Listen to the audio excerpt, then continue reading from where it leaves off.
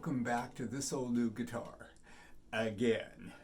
Yes, this is going to be Series 2. Series 1, we did the romantic guitar, the old guitar, which was a great way to launch this, to just share what I do and what other people do. And I want to say that I am nowhere an expert, but I do enjoy doing this. And if you enjoy it, watch and join me. So on Series 2, I want to start this with all the different things that I would like to bring into the channel, the next coming series, and I would want to show you a few things, and that's it. And then we'll look at each one more closely and enjoy it and just talk about it. If it's something you're interested in, old and new guitars, then and other string instruments too. I have to say. So anyway, I want to show you a few things, and join me. So the very first thing I want to show is the guitar I'm building, and it is this is the back and sides of the guitar that I've started. I may have mentioned this. My friend Bill, a great contributor to this channel in many ways because of all the things he's shared with me and loaned me. Anyway, he gave me the back and the sides, which is Claro walnut.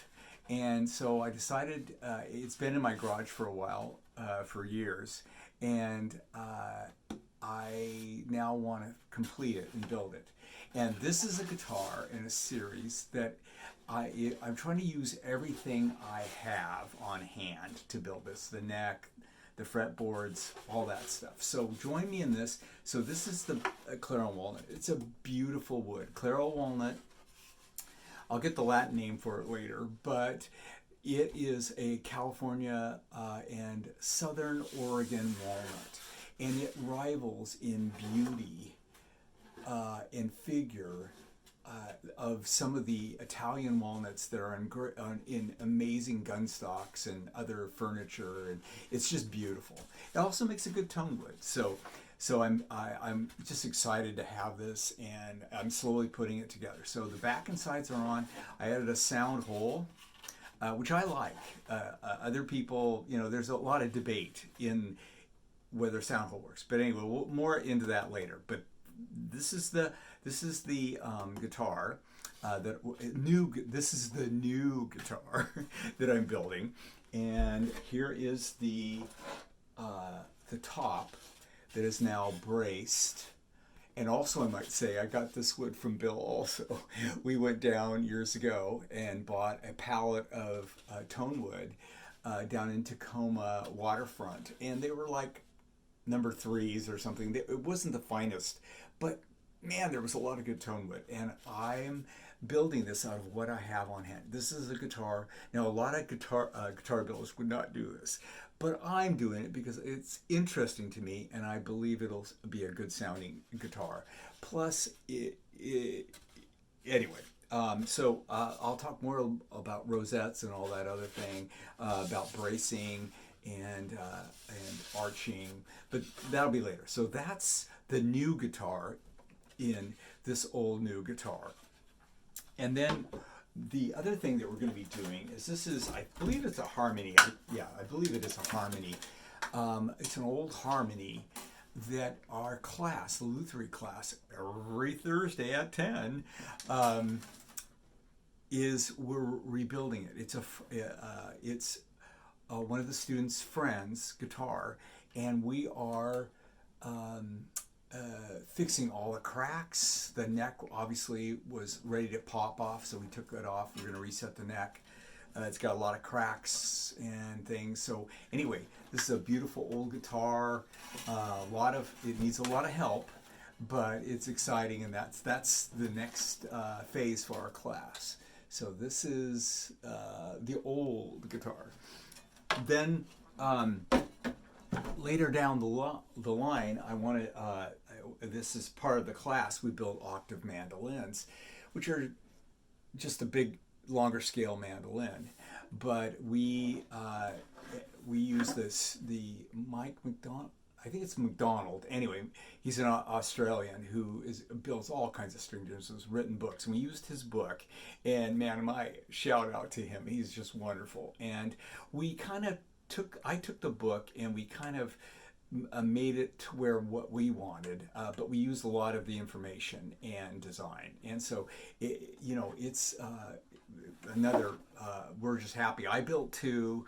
In the class, each built one, but I built two. And this one doesn't have strings on it yet. I have one with strings on it, and I'll play that for you later. Anyway, so this is also going to be part of a series, a discussion maybe. Anyway, and look more into the info on octave mandolins. Then the last thing I want to talk about is this old fiddle. Now, I've got other subjects, but I want to do a comparison. I got this old fiddle from my pastor, and he didn't give it to me, but he bought it at a yard sale for $3 and wanted to know if it was worth it. And I'm not a violin guy, but because I work on mandolins, which have some connection, I do understand some things, and I want to go through with my mother's violin, compare these two instruments, and talk about them. And looks like I may just do a little setup on it also, and you can follow me along on that because it could be wild. No, I don't want to do any harm, so we'll do it. But it's a beautiful old instrument in my opinion, and I'll point out the details of it, on the next one. But that's what's coming up. There's a lot of other things. I have a lot of stories and I don't know, and insight that I have seen, that I have experienced, and it's all from my perspective. And I stand on the shoulders of giants. I only know what I know. I'm not I don't make my living doing this, but I do love it. And so if you know more and want input on things that I say, please do. And anyway, thank you for joining me. This old new guitar. This is going to be series 2. And we'll just start and work through all these. I keep getting instruments and things to do, and I would love to share it with you.